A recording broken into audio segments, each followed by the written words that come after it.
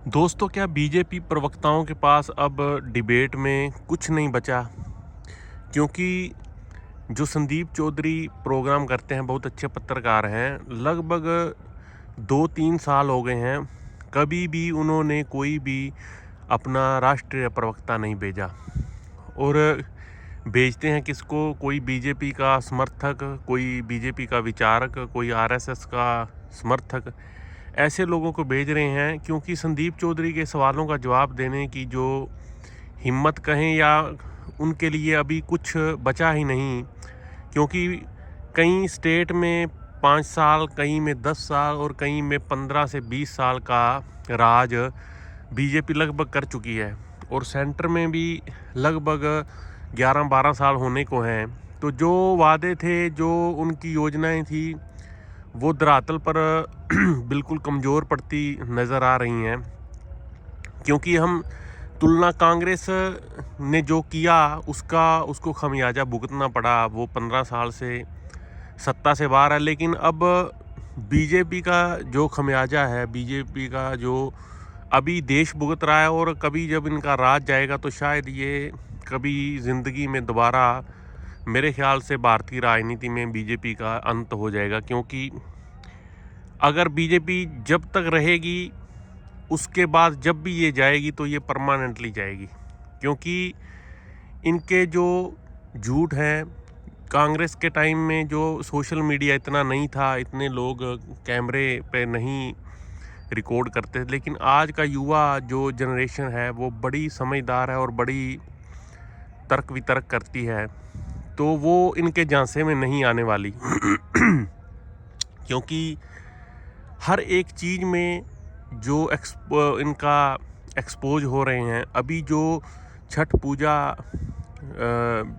का जो पर्व चल रहा है, उसमें इन्होंने यमुना के किनारे पर एक फर्जी घाट बनाया है, जहाँ से ये एक प्यूरीफाई वाटर ये लेकर आए हैं। एक प्यूरीफाई जो इनका एक ट्रीटमेंट प्लांट था, वहाँ से।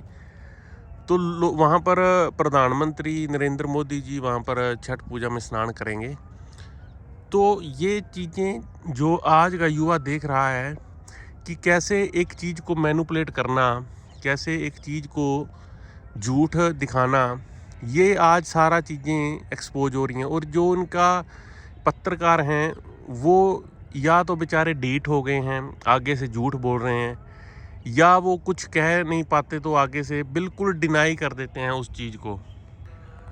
और अभी जब इस जो अभी इन्होंने घाट बनाया, इस पर अगर संदीप चौधरी ने सवाल पूछा, बीजेपी के जो एक समर्थक आते हैं, तो उनके पास, बेचारे के पास जवाब नहीं था। तो वो कहने लगा कि जो केजरीवाल सरकार है उस टाइम का बात करो, 8,000 करोड़ रुपया वो खा गए। लेकिन उसको इस बात का जवाब नहीं आया कि जो नकली अभी बनाया है घाट, वो आम लोगों के लिए कितने बनाए हैं। आम लोगों के लिए नहीं, वो सिर्फ एक वीआईपी प्रधानमंत्री मोदी के लिए बनाया गया है।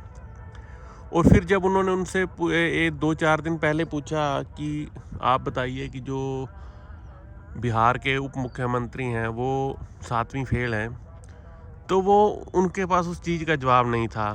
वो उस बात पर बहस करते रहे कि आप उनके एफिडेविट में देख लीजिए। मुंह से नहीं बताना, मतलब वो चाह रहे थे। क्या मजबूरियां आ गई हैं बीजेपी के जो भी ये प्रवक्ता आते हैं। क्योंकि बेचारे कब तक ये भी एक झूठ को कब तक आप डिनाइल कर सकते हो।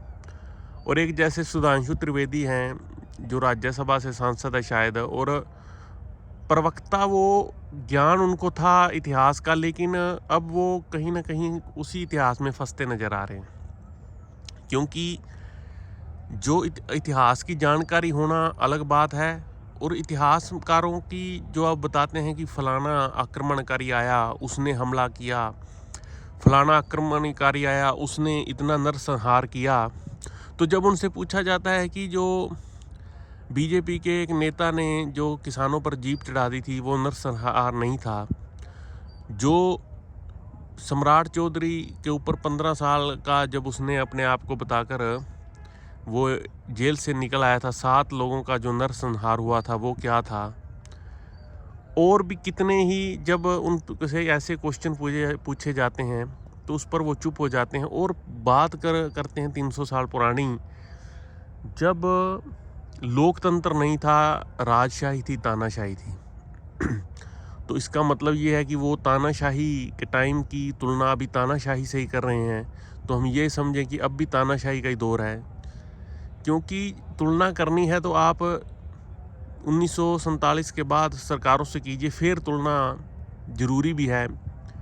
हम ये भी मानते हैं कि कांग्रेस के राज में बड़े बड़े ब्लंडर हुए, बड़े बड़े नरसंहार हुए, बड़े बड़े घोटाले हुए, लेकिन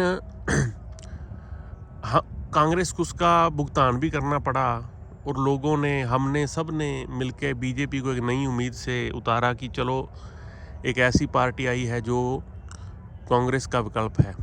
लेकिन इन्होंने क्या किया, पहले साल ये बन गए खुद, लोगों की एक लहर थी, लोगों को उम्मीद थी। दूसरे साल फिर इन्होंने देखा कि काम नहीं किया, चलो एक थोड़े लोगों को मूर्ख बनाया जाए, कोई धारा 370 का, राम मंदिर का आगे इन्होंने वो कर दिया, मुद्दा बना लिया, और जो मेन जिस पर ये वादा करके आए थे उससे भटक गए। 2 टर्म ये ऐसे चुने गए। तीसरे टर्म में इन्होंने क्या किया, फिर एक तो राम मंदिर का इनॉग्रेशन का इन्होंने जो डेट डाल दी बिल्कुल चुनाव से पहले, और दूसरी जितने भी कांग्रेसी थे सबको इन्होंने अपनी पार्टी में ले लिया। क्योंकि जो कांग्रेसी थे जो 10 साल इनको कोसते रहे, इन्होंने सब कांग्रेसियों को अपने पार्टी में ले लिया और सबको टिकट दी। उनमें से अब कई मुख्यमंत्री भी हैं और कई केंद्रीय मंत्री भी हैं। तो ये राजनीति थी बीजेपी की, जो अब उनके प्रवक्ताओं को ना तो उनको जवाब देना आ रहा है, दें भी कैसे। ये नहीं कि वो पढ़े लिखे नहीं हैं, लेकिन उनके पास अभी जवाब ही नहीं है। वो सिर्फ और सिर्फ एक, वो कहते हैं ना कि डीठ बन के सिर्फ हाँ ना हाँ कर सकते हैं, अदरवाइज़ उनके पास कोई सवालों के जवाब नहीं है। वो सिर्फ वही बात है कि जो एक मंत्री पर जब पूछा गया कि बिजली के कट लगते हैं राजस्थान के बिजली मंत्री को, तो उन्होंने बोला बोलो जय बजरंग बली। बस ये हाल बीजेपी प्रवक्ताओं का हो गया है। तो दोस्तों, आप इसके बारे में क्या सोचते हो, एक बार कमेंट करके ज़रूर बताना। नमस्कार दोस्तों।